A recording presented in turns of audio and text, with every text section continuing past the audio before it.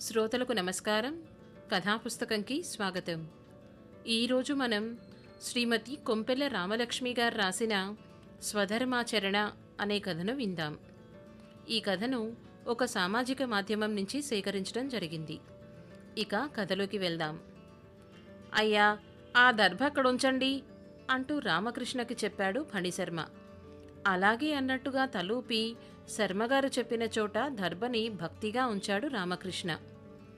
మంత్రం చెప్పి అపసవ్యం చేసుకోండి అంటూ రామకృష్ణ వైపు చూశాడు. అతను వెంటనే స్పందించకపోవడంతో, ఏమిటి చూస్తున్నారు, జంధ్యాన్ని అపసవ్యం చేసుకోండి అని గట్టిగా అన్నాడు ఫణిశర్మ.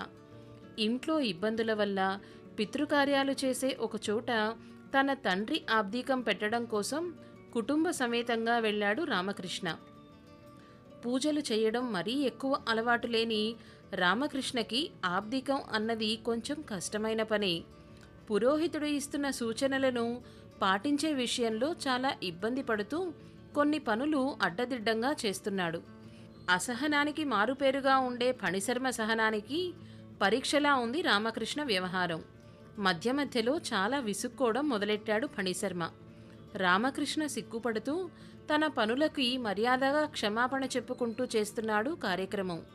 రామకృష్ణ భార్య అన్నపూర్ణకి, పిల్లలు భవానీ భరత్లకి చాలా చిరాగ్గా ఉంది ఫణిశర్మ వ్యవహారం. Ramakrishna bank manager. ఎంతో సమర్థవంతంగా బ్యాంకు పనులు చేస్తూ నలుగురికి పనుల్లో మార్గదర్శకంగా ఉండే వ్యక్తి. అలవాటు లేని కారణంగా కొన్ని వైదికపరమైన పనులు సరిగ్గా చెయ్యనందుకు పురోహితుడు విసుక్కోవడం, గట్టిగా చెప్పడం రామకృష్ణ భార్యా పిల్లలకి నచ్చలేదు. పిల్లలు కోపంగా ఫణిశర్మని ఏదో అనాలి అని లేవబోయారు. అన్నపూర్ణ వాళ్ళిద్దరినీ కళ్లతోనే వారించింది.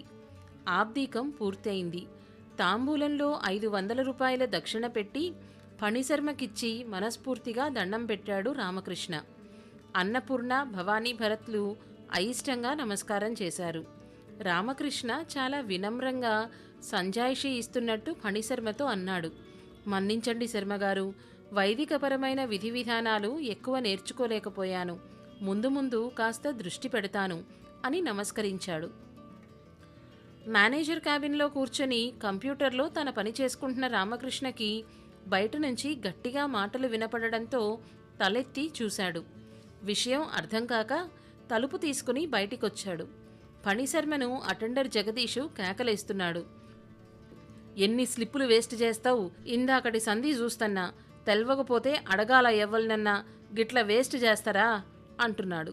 ఫణిశర్మకి కూడా కోపం ఎక్కువే అవ్వడం వల్ల, అదేమిటి అలా అరుస్తావు, చిన్నంతరం పెద్దంతరం లేదు నీకు, బ్యాంకులో బంట్రోతివి, ఎంతలో ఉండాలో అంతలో ఉండు అని ఎదురు అరుస్తున్నాడు. శర్మగారు ఇలా రండి అంటూ తన క్యాబిన్లోకి పిలిచాడు రామకృష్ణ. లోపలికి వచ్చిన ఫణిశర్మని కూర్చోమని, చెప్పండి ఏం కావాలి మీకు, ఖాతాలో డబ్బులు వెయ్యాలా అని అడిగాడు. అవును అని తలూపాడు ఫణిశర్మ. తన పక్కనే కొన్ని అక్కరకొస్తాయని పెట్టుకున్న స్లిప్పుల్లోంచి ఒకటి తీసుకొని ఫణిశర్మ చేతిలోని పాస్బుక్ తన చేతిలోకి తీసుకున్నాడు. అది నింపి అతని చేతికిచ్చి క్యాష్ కౌంటర్కి వెళ్ళి కట్టమని చెప్పాడు. ఇక్కడ ఏదైనా పనుంటే నా దగ్గరికి రండి, నేను చూసుకుంటాను అని నిండుగా మాట్లాడిన రామకృష్ణ కళ్లల్లోకి సూటిగా చూడలేక తలదించుకొని థ్యాంక్స్ అని బయటికెళ్ళిపోయాడు ఫణిశర్మ. స్వధర్మాచరణలో ఎవరి నేర్పు వారది. ఇదండి కథ. ఏ వృత్తిలో ఉన్నవాళ్లైనా వాళ్ల వృత్తిల్లో వాళ్ళు నిష్ణాతులు అయ్యుండొచ్చు. వాళ్ల దగ్గరికి వెళ్ళారు కదా అని వెళ్ళిన వాళ్ళని తక్కువగా చులకనగా చూడడం చాలా తప్పు కాదంటారా? ఈ కథ గనక మీకు నచ్చినట్లయితే లైక్ చేయండి, షేర్ చేయండి. మరిన్ని సందేశాత్మక, సామాజిక, వినోదాత్మక కథలు వినాలి అనుకుంటే కథాపుస్తకం ఛానల్ని సబ్స్క్రైబ్ చేసుకోండి. ధన్యవాదాలు.